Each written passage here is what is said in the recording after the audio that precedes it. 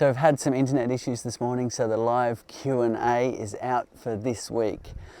So what we're going to do is answer the question, what to do with a swarm that's queenless. We're harvesting a bit of honey here because it's springtime and we're emptying some of the frames in the super here to make some room down below. That way the queen has more room to lay eggs and she's able to lay away and do her thing, and that's one of the triggers for swarming. So if you make some space down below, that's a great idea in the springtime. My favourite is to take splits, but if you miss your splits then you're likely to get swarms, and it's really important to get ahead of the curve here, especially in New South Wales. Now, we've split a lot of hives, and I'm just going to cover these up with a little bit of wax wrap because we're going to walk away and do some beekeeping. Okay, so down here we've been taking a lot of splits. We've also caught a swarm a couple of weeks back. Now it was a very small swarm, so sometimes small swarms need just a little bit of help. I'll blow a little bit of smoke in the entrance here.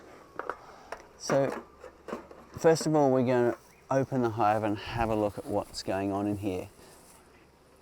So straight away you can see there's a small colony. It's only spanning these frames here. Now what we've done is introduced a frame of brood and a frame of honey from another hive in an attempt to save this swarm. Other things you could do is merge it with another colony, but if you do want to save the swarm and they are queenless, then the thing to do is give them a frame that's got brood on it. That'll help because it'll add a lot of bees to the hive as they emerge, and also the bees have a chance then to turn one of those eggs into a queen if they feed it royal jelly for the 11 days gestation. Or you could introduce a queen by buying one in from the male, or if you found a queen cell in another hive, you could chop that out and put it in here or put the whole frame in. So let's just have a look at their efforts of building wax and what's going on. I think these frames have only been in here a few days, but let's see if they are attempting to raise a queen. I'm just having a quick look just in case, because sometimes you miss the queen in a hive and she's sitting on the lid. So I'll just lean that up here, actually do it here, and then just start to pick up some of these frames. You can see the beautiful wax they're making. So this is an example of what they do. You dump a swarm in a box, they use this comb guide to draw their wax, and they start like that. It's an absolutely magical thing to look at. They're creating that wax with their wax glands. They use their nectar and honey, and they produce wax a bit like we do in our ears, but actually it's nicer wax than that. So they're just storing honey in that. There's no sign of eggs at all. So I'll put that over here for you to look at.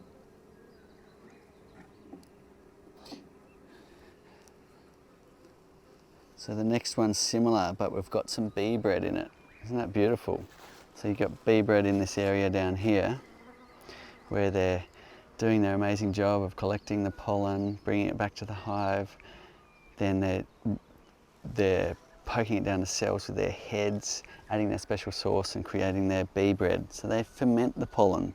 It's a bit like making a good sourdough bread. And that way they can digest it better. And similar on this one. Beautiful pieces of comb. It's a really nice thing to grab a piece of comb like that where it's just partly capped and put that on a cheese platter or take it to a wedding. It always gets a great conversation going. Okay, next we have this one. They've actually recycled wax. So see the difference? You've got white wax. Oh, here's a good example. We've got white wax in the center. So that's their virgin wax, and here they've recycled wax from the frame frames that we've introduced to this hive as an attempt to save this colony. Very cool. Okay, now we come to one of the frames we've introduced. Now let's see if they are starting to raise a queen cell on it. So the bees have emerged by the look of it. They're replacing with honey. So all of these cells are now full of honey. There's no sign of eggs at all. Some good communication. There's a couple of cells of brood left only, and yeehaw, we have a queen cell that is capped. So the bees have done a wonderful job of making an emergency queen there. What they've done is they've extended one of the cells out that's had an egg in it, so it can be big enough to raise a queen in, and they've added they've fed that larvae royal jelly, and now they've capped it, and it will emerge soon into the hive as a queen. And lucky for that, this colony will be saved. So as I said, if you don't manage to introduce a frame from another hive, let's say you don't have another hive to do that from, then, and you don't have a queen you can buy in, then that colony will just die out. There's no way for it to make a queen. If you do have another hive, you can introduce a frame like this and let them make a queen cell. If that fails, then you're probably better off merging this with another colony by using the newspaper technique, where you simply put this box on top of another one, just straight on with no divider in between, and put some sheets of newspaper, poke a few holes for ventilation. The bees will chew away that newspaper and slowly be introduced. That way they fight less.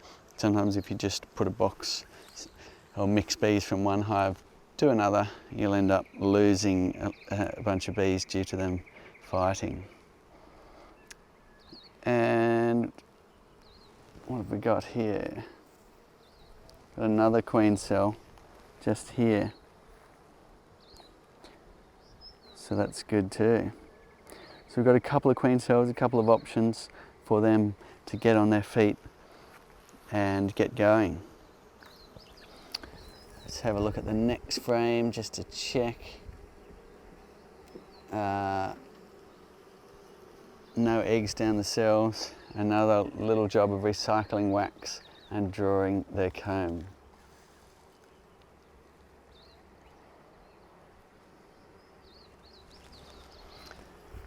Okay. And this is a frame of honey, just to feed this hive up, give them some resources to create some more wax with.